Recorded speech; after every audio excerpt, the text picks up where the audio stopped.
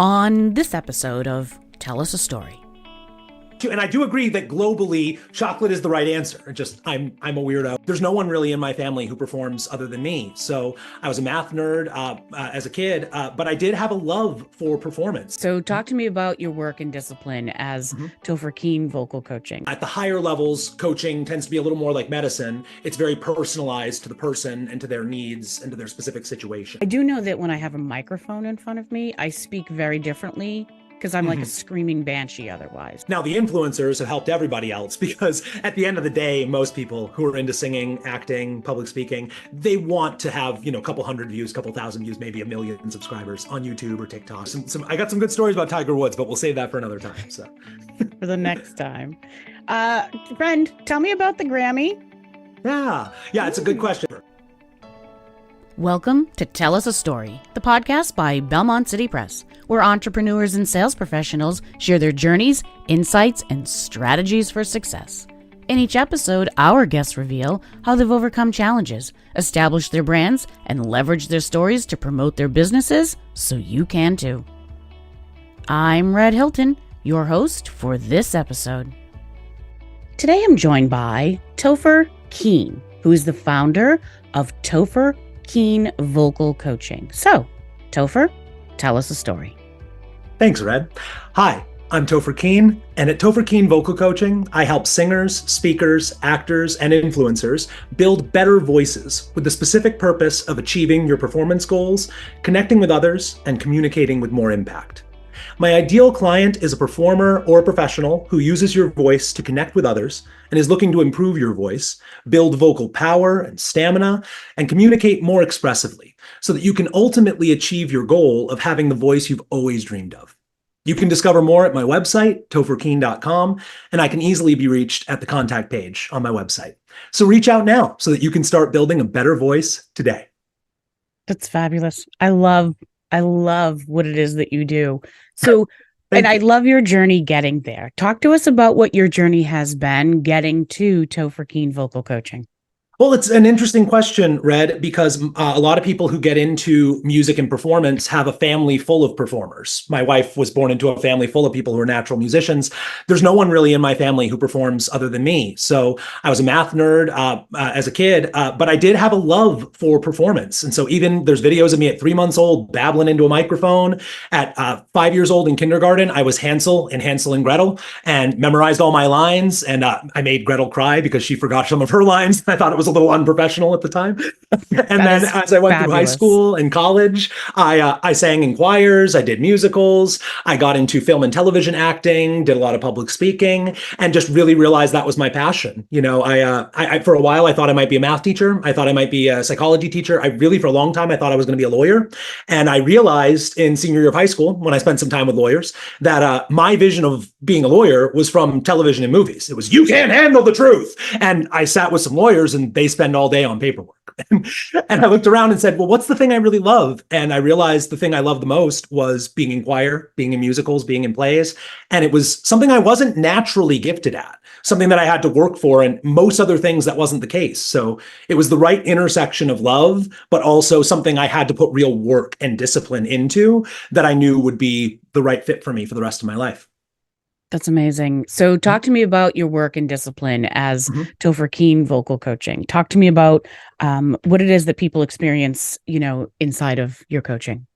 Totally. So it's very variable in when you work with a coach. Some coaches have a cookie cutter approach that works for everybody, and that can be very helpful if what they offer is what you want. At the higher levels, coaching tends to be a little more like medicine. It's very personalized to the person and to their needs and to their specific situation, right? So I tend to say the bad coaches tend to just have everybody sound terrible. The mediocre, good, average coaches will get you sounding good, but all the students kind of sound similar. They'll say, like, you sound like someone who studied with Topher, right? The excellent coaches, the best coaches I've ever worked with, and the coach that I try to be is someone where all their students are amazing, but in entirely different ways, very uniquely. So you would never guess that they all study at the same studio. So for example, I have a man who works with me on the executive coaching side who was winning Shark Tank level presentations for high level business in full three-piece suits, very professional, very authoritative. And then he sent his son to me to work on YouTube type presentations. And hey guys, welcome to my channel. Smash that subscribe button. Let's get into it. And you could not get two more different presentational styles, but the style of coaching that I have is to adapt to the needs of the person and help them fulfill their goals in a unique way, right? So it really is very personalized when I work with someone. I'm really not a cookie cutter coach. That's awesome. It's sort of like when I am speaking with someone who's a grammar nerd, I'm like, am I being judged? Now is every time I open my mouth, I'm like, what is he thinking of me? No judgment here. Don't worry. It's funny because you mentioned the grammar thing. In elementary school, I got perfect scores in every subject: English, writing, math, science. But I only had one subject I failed, and it was penmanship. And I thought, that's crazy, because if you can read my English enough to give me an A, I can at least get a D in penmanship. You can't fail my penmanship. So yeah, I'm there with you more on the penmanship side than the grammar side, but I'm there with you of having the trauma from childhood. I'm not actually passing that either, quite honestly. you and I can both be pre-med together. That's fine. Perfect. The digital helps a lot, the typing and the texting. 3,000%. So what is your approach to vocal coaching? Walk us through that, and the no judgment zone. Thank you very much. Yeah, exactly. So when somebody starts with me as a vocal coach, the first step is a free consultation where I hear your voice. We might sing a song, we might read a prepared text, perform a monologue, depending on your focus. If you're a singer, an actor, or a speaker, I might review a YouTube video if you're more of a influencer. And we talk about what's working for you, what kind of voice do you have, and where do you want to go? Because there's a wide variety of goals someone might come in with. I have some who come in and say, I'd like to be able to sing happy birthday with my family when there's a birthday and not feel embarrassed. And I got other people who say, I want to release 5 albums and write my life story as a song. And I got people who say, I want to be on Netflix. I got people who say, I just want to be able to post some Instagram lives and feel moderately comfortable, get 30 views and just feel like my family's not making fun of me. I want to be able to negotiate with my boss a little better and explain things better. So a big part of it is narrowing down your goals to what is it you need, and then figuring out, will coaching actually help you here? Because a lot of people don't need lessons, surprisingly enough. It is what I sell. So you'd think that I would believe everyone needs lessons, but I don't. I think a lot of people, if they say, I want to get into acting, I go, well, join your school play or like try a community theater class. Like there's other places to go instead of private coaching. So I want to help the people who need my help. So if I think there's some way, a lot of people, singers especially, will come to me and say, I just wish I was a good singer. And they'll sing a song for me. I go, you are a good singer. So you don't need me to make you a good singer. You need a mindset shift that you can either do yourself, or you can go to therapy, or you could talk to a priest, or you can work with me and I'll help you on the mindset. But you don't need lessons. You're good. Just believe you're good. Now, other people come and they're not good. So there are some singers who it's not just a believe in yourself thing. You believe in yourself to the degree that you have the capacity to do those things, right? So you could believe that God's going to provide for you. You jump out of the plane, your parachute opens. Great. There's a level of faith. But if you don't have a parachute and you say, I believe in myself, I can do it no matter what, I have self-confidence. It's like, well, you need the parachute too, though. That's the thing so you need the voice, and some have the voice, some don't, but everyone can be trained to develop that voice. So in that first lesson, we're setting goals, we're doing some basic technique, we're figuring out what kind of voice you have and what you can do to make it better. And most importantly, we're figuring out, do you need lessons? Is it the best path? Yeah, I won't be singing today. That's okay. I won't make you, I promise. Just so we're clear on that. I do know that when I have a microphone in front of me, I speak very differently because I'm like a screaming banshee otherwise. So I at least rein it in mildly. Well, and I'll tell you, Red, that is actually the correct technique. It is the real challenge when performers move from acoustic settings where they're just performing on their own or speaking in a small crowd to being amplified, is that we feel the need to come to the mic, to speak our voice out and project, especially the theater kids. If you had any experience as a theater kid, every elementary, middle school, high school director says, project, because schools can't afford nice mic setups. So they need you to be loud enough. The second you've got a microphone, volume is the mic's job. You can be as quiet as you want, and you might have to get a little closer to the mic to get that to work, but that's fine. There's some technique to the microphone. microphone, but it's the mic's job to get you to the audience. It's your job to let the mic come to you, to have your voice as beautiful as possible. So I'm actually really glad to hear that, because a lot of people who speak, they struggle with using non-microphone voices on the microphone, and the microphone is not very forgiving of the non-microphone voice. 100%. We need a bit of technique. So thanks for the ASMR, by the way. Of course, it's important for the views, Exactly. Yeah. All right, so you have several verticals in your studio. What are the lessons learned across those verticals, across the intent of your clients as they come through the door? Yeah, so some vocal coaches specialize in singers, speakers, actors, and there's a lot of value there. I've just found in my career that I really enjoy working with anyone who wants to improve their voice and their performance skills. So I started primarily with singers and then branched out more to actors, eventually into public speakers, even stand-up comedians, and a lot of podcasters, YouTubers, TikTokers, influencers as well. And what I found was that every time I worked with a new kind of person, I gained lessons from them that I could help the other students with. Because most singers are not just singers. If you've ever been to a live concert, they often are talking in between the songs and engaging with the audience. The best performers do this all the time.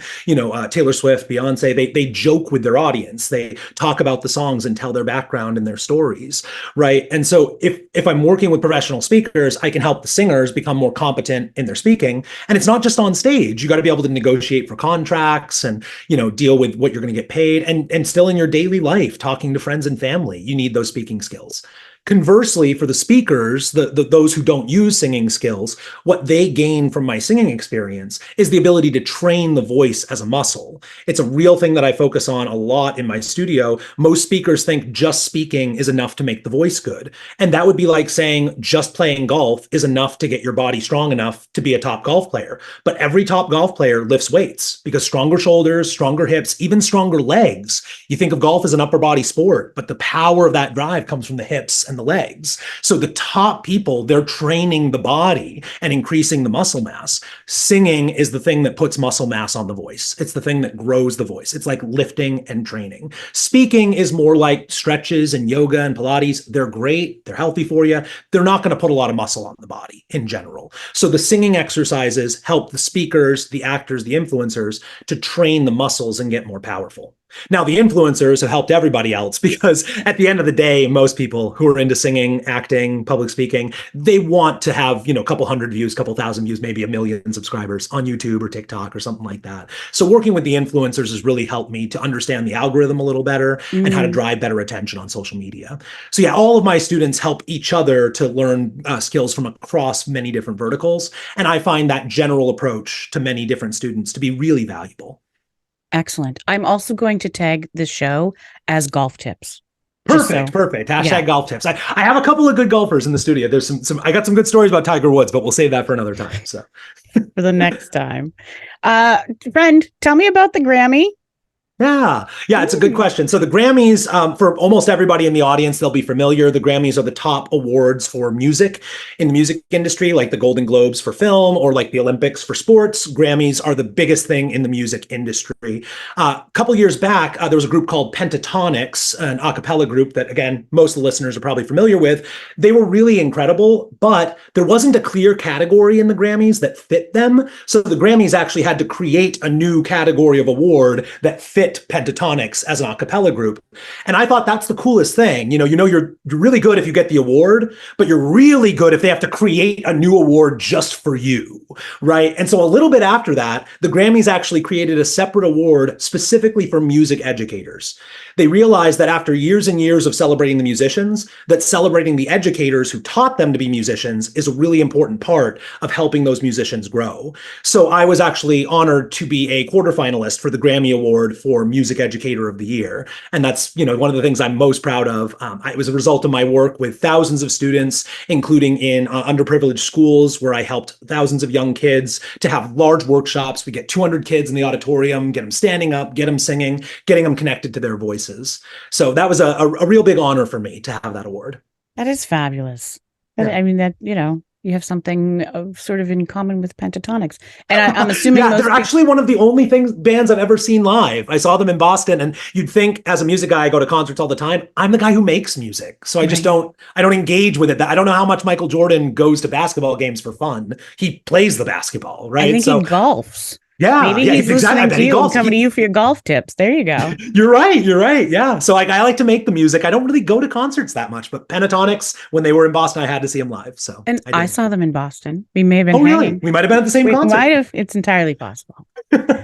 So tell me what one of the biggest misconceptions people have about, vocal coaching. I think we've touched on a few of them, but like what are your top 2 or 3 that people have?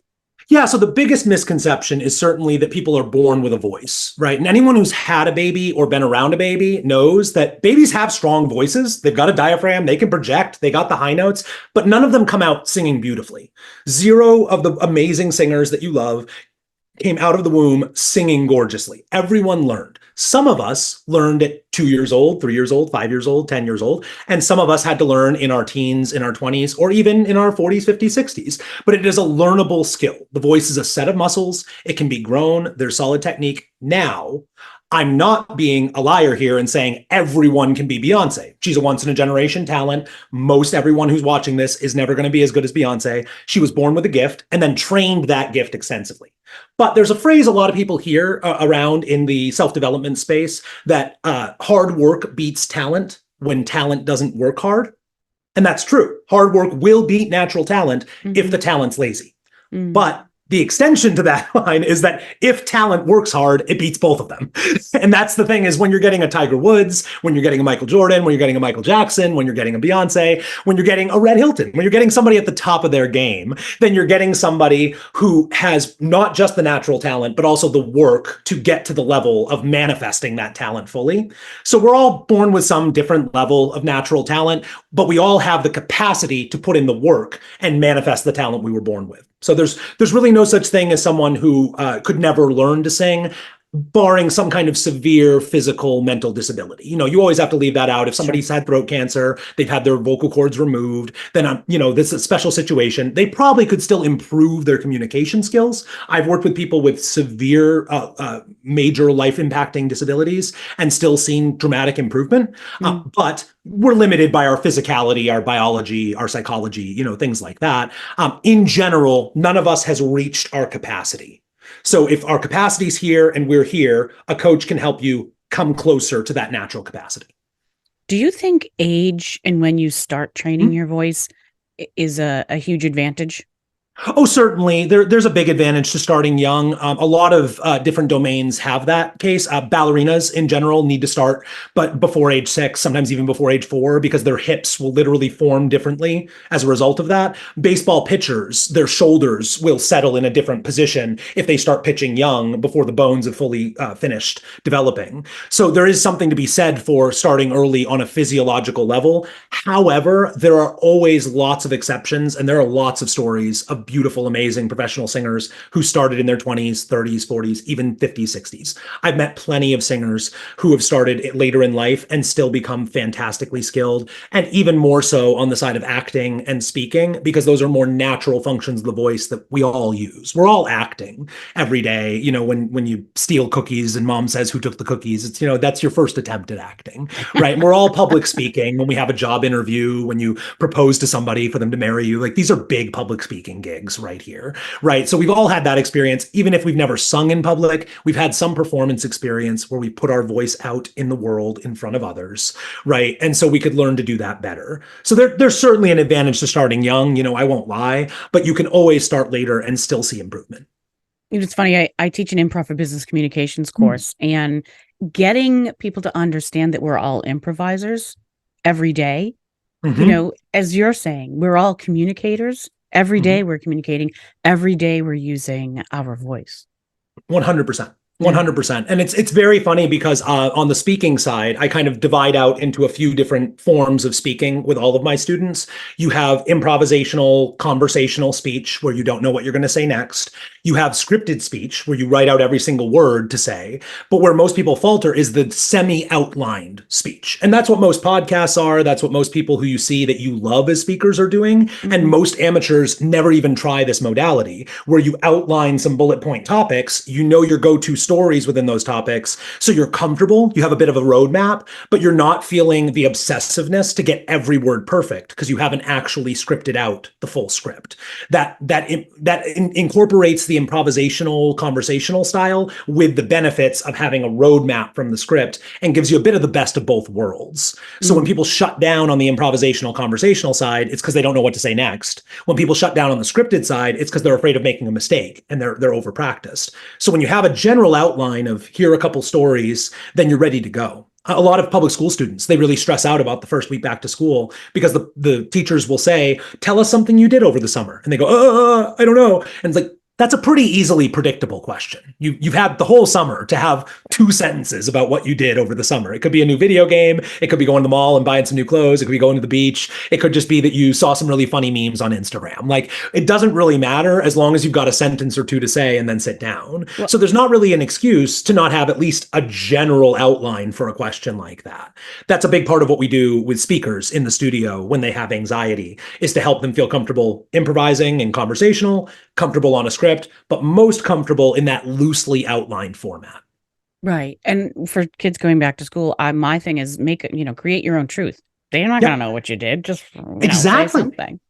Yeah, it's the what was the Dr. Seuss funny thing happened on Mayberry Street or something like that. I was riding an elephant and then a parade came by and cotton candy fell from the sky, and all true. You got to keep it within reason, or else you stretch believability. But I think if you say we went to the beach and they're like, oh, that's so cool, and you're like, it's like they don't need to know that what you mean is you went in your pool in your backyard and you pretended it was the beach. It's fine.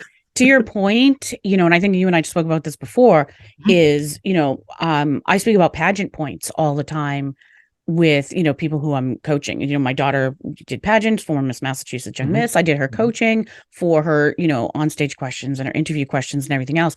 And as I speak to business owners as well, we talk about having your pageant points, having 3 to 5 things that cold, that regardless of what someone asks you, you can sort of make your way back to, and you can speak with authority.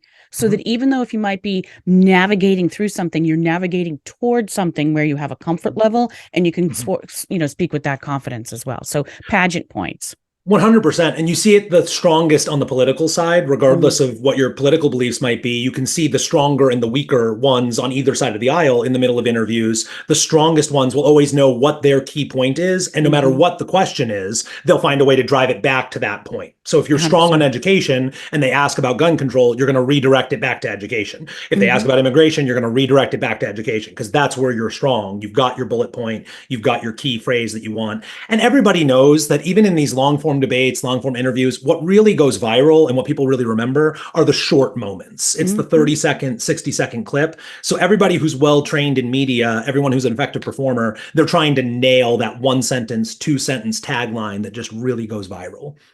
Fabulous. Yeah. Tell me about your website. What are people going to find there? Yeah, my website is topherkeene.com. That's TOPHERKEENE with an E at the end. And at topherkeene.com, you'll learn more about my studio, the various people I serve. There are practice pages for singers, for actors, for speakers, with recorded exercises, with links to blog posts, links to YouTube videos, lots of things you can practice on your own. You can also schedule a free first session and consultation with me. That's usually the easiest way to work with me is we set up a free consultation over Zoom. I hear your voice. We go over some goals and we see if coaching's right for you. Those do fill up fast and availability is limited. So I'd encourage you, if you enjoy what you're hearing today, to go on over to the website, topherkeene.com, and sign up for one of those free spots now. That's fabulous. And so, Topher, what is your Monty? So as you know, Monty is our mascot here at Belmont City Press, and he's sort of this beacon of inspiration or a lesson learned or a mantra that we sort of carry with us. So what is your Monty? I thought about this a lot after learning so much about Belmont City Press. The story that captures my teaching more than any is a wonderful woman I met at a church once. I was doing what's called a community sing, where I get together and get the whole congregation singing and teach them a couple of songs and go away from that performative style that a lot of people are used to, where there's someone at the top who's singing to you, and get into a communal setting where we're all singing together.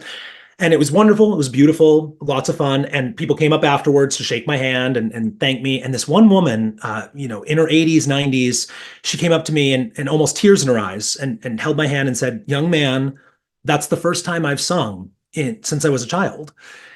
And I kind of passed on the pastor to keep the line down. I said, "Honey, could you come over here and tell me more of that story? Because I really want to hear what that story is." And she told me that when she was little, in elementary school, that she was getting ready for the concert, the choir concert. She was in her little red dress, standing backstage, and the teacher had bent down to her and said, "Honey, just mouth the words." And it impacted her so deeply that she never sang after that day. And she still remembered the color of the dress 70, 80 years later.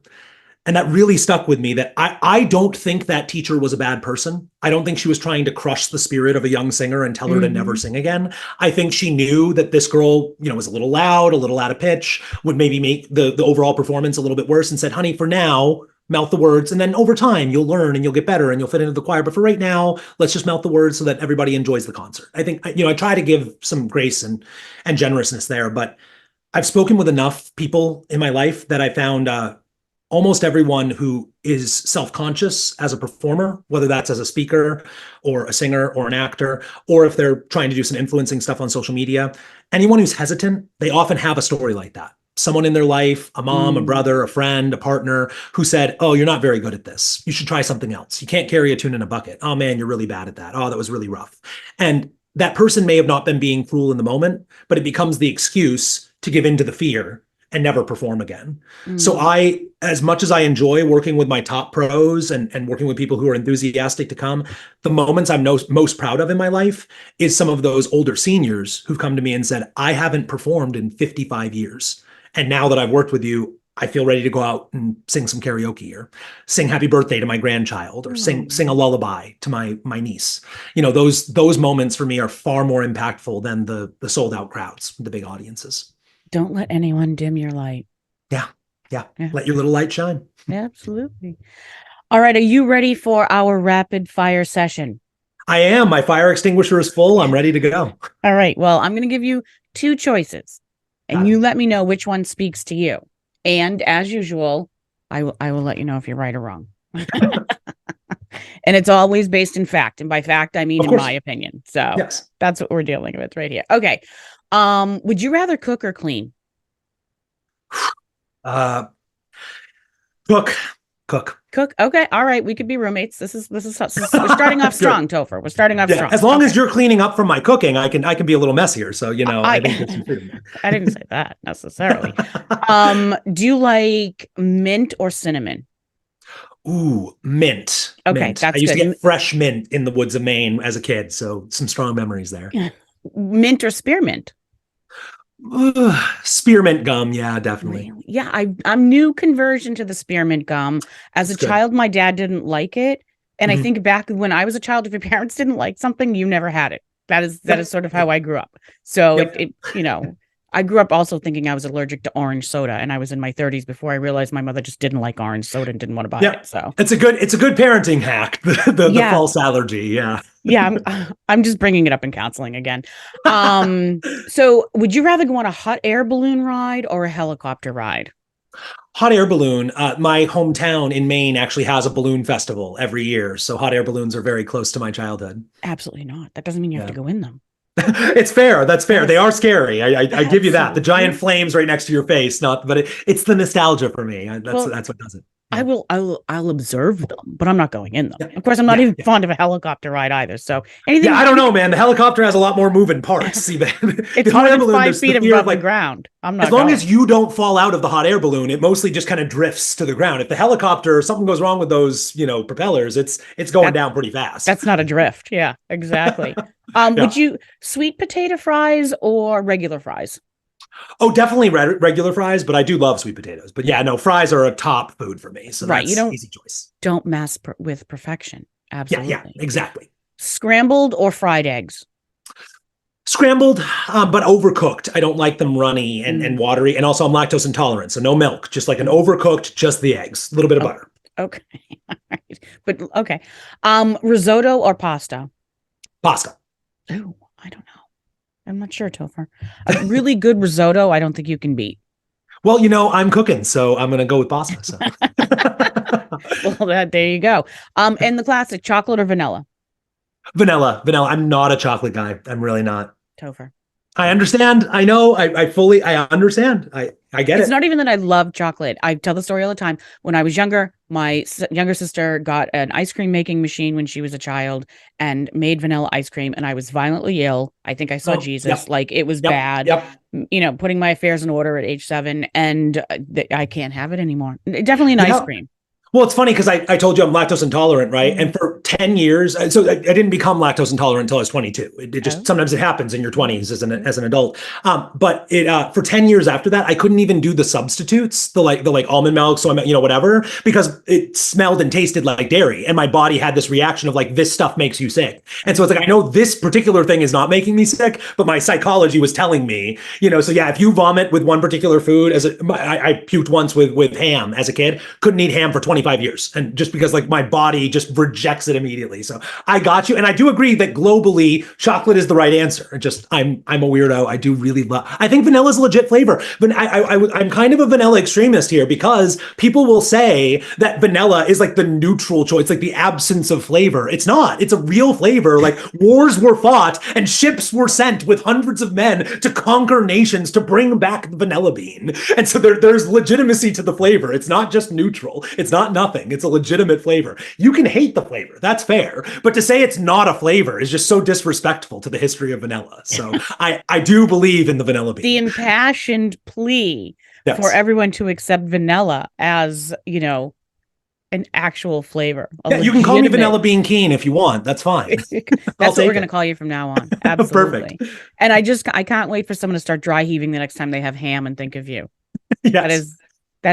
That's precious. Yeah, All right. One more time, the website where they can find you, your social medias. We'll put links in the show notes, but let us know where it is that people can find you. Yeah, so the best place to find me is topherkeene.com, TOPHERKEENE, topherkeene.com. You can find exercises there, videos, plenty of resources for you to improve your skills as a performer, whether that's as a singer, an actor, a speaker, influencer, or anybody who uses the voice. You can also sign up for a free first session there, and I would love to get to see you, hear about your goals, learn about your voice, and give you some skills to improve that voice. You can also, easiest place to find me social media-wise is YouTube. I have around 1,000 YouTube videos. I've been on there for a long, long time, ever since high school. And there are some embarrassing videos of middle school and high school performances way back there in the catalog if you want to hunt for them. But mostly it's just performances of me singing solos at churches, running choirs, and then exercises for people to improve their voices. I'm going to assume we just lost all of our listeners because they're running to YouTube to find, baby Topher. Yeah, there's some rough ones there. So the worst one is you may have heard of Bye Bye Birdie. It's a musical where more or less an Elvis parody is the main character. And in late high school, I was cast as this Elvis parody, singing this kind of like seductive love song kind of thing in the full costume, the hair, everything. Oh, one last kiss. Oh, give me one last kiss. And I'm like holding the mic stand and swinging around. And they taught me to go straight to the front row, 3 seats in, and just like sing to that person as if you're falling in love with them. And on opening night, my grandmother was in that seat. I sang my Elvis love song to my grandma.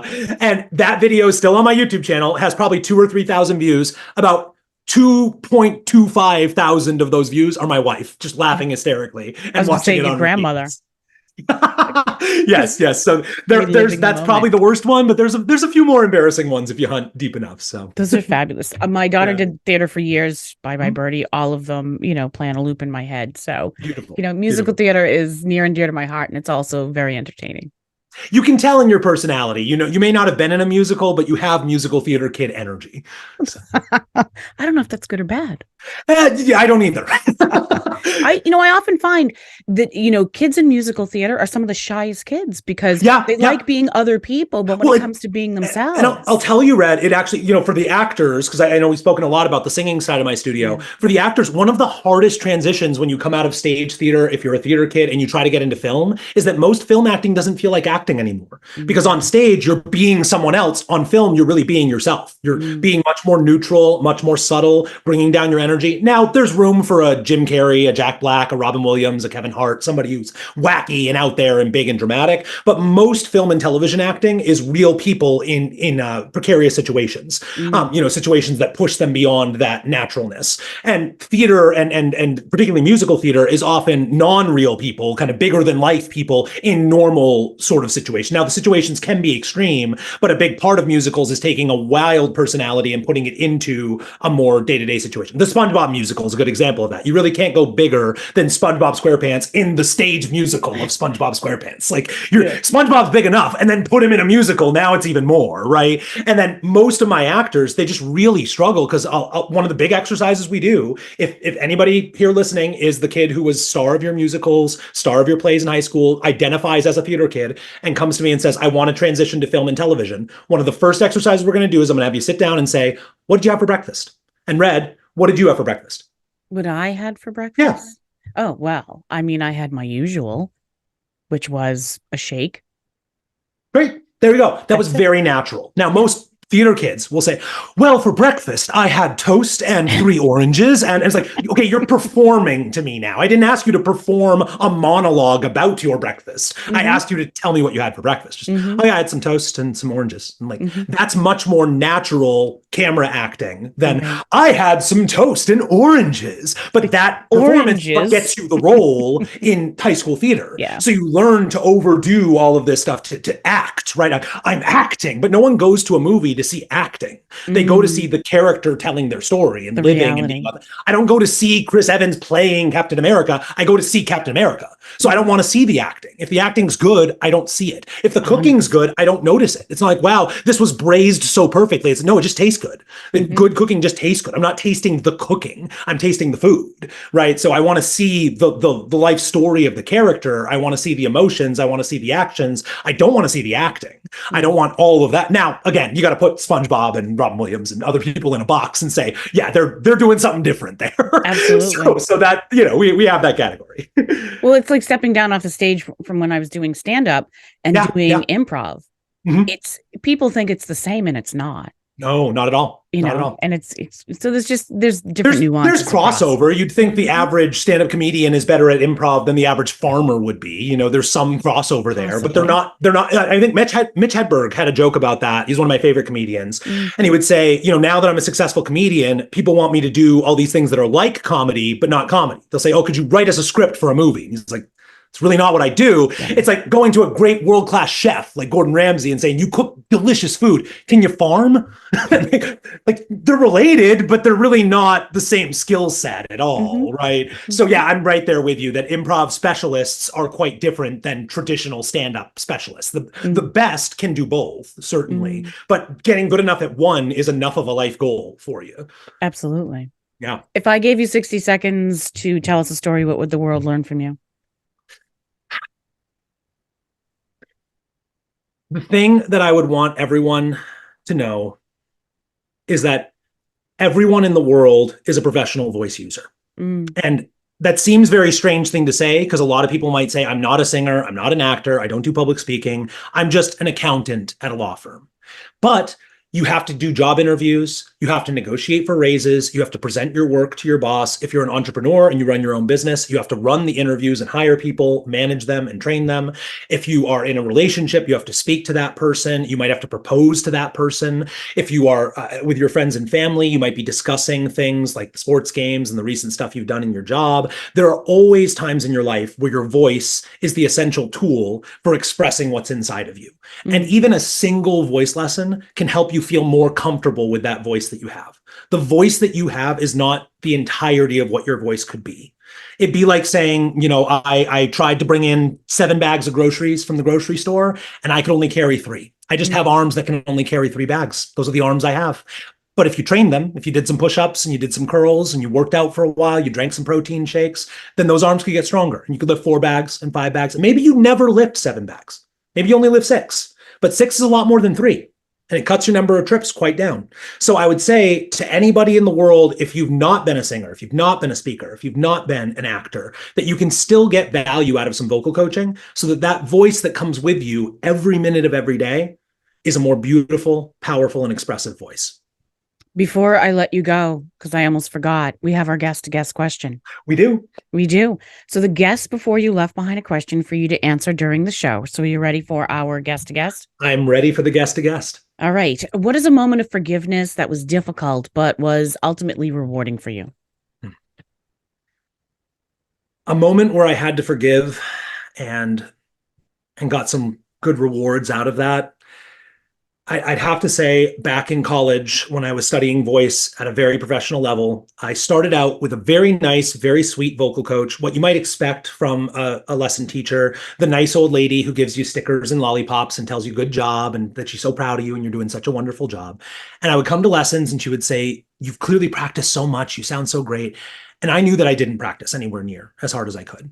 And I thought, I'm making this my profession. I'm pushing myself harder. I need someone who's going to push me even harder, not someone who's just going to be nice.